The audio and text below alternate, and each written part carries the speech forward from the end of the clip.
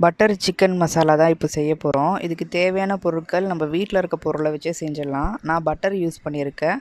உங்களுக்கு பட்டர் வேண்டாம்னா நீங்கள் ஆயிலில் கூட யூஸ் பண்ணிக்கலாம்.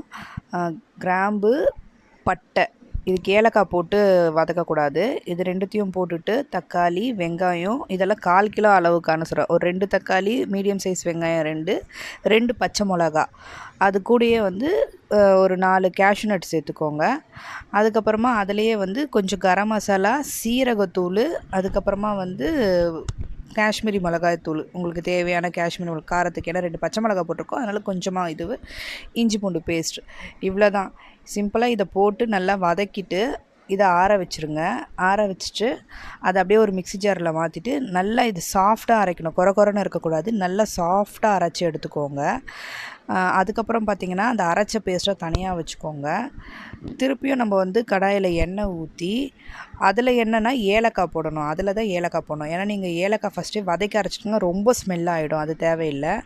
நம்ம அதுக்கப்புறமா அதே பட்டர் இருக்கும் பார்த்திங்களா, அந்த பட்டர்லேயே 4 ஏலக்காய் சேர்த்துக்கோங்க.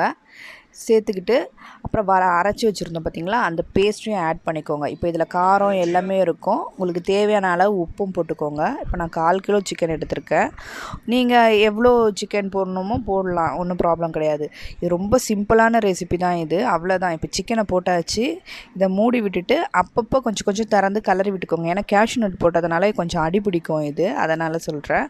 அப்பப்போ கொஞ்சம் திறந்து நீங்கள் நல்லா கிளறி விட்டிங்கன்னா இந்த மாதிரி திக்காக வரணும். அதை நம்ம போட்ட பட்டரோ இல்லை ஆயிலோ இந்த மாதிரி பிரிஞ்சு தனியாக மேலே தெரியும். இந்த மாதிரி மேத்தி கொஞ்சம் ஆட் பண்ணிக்கோங்க.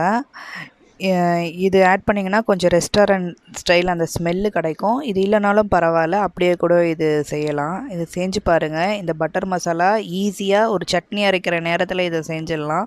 ரொம்ப டேஸ்ட்டாகவும் இருக்கும்.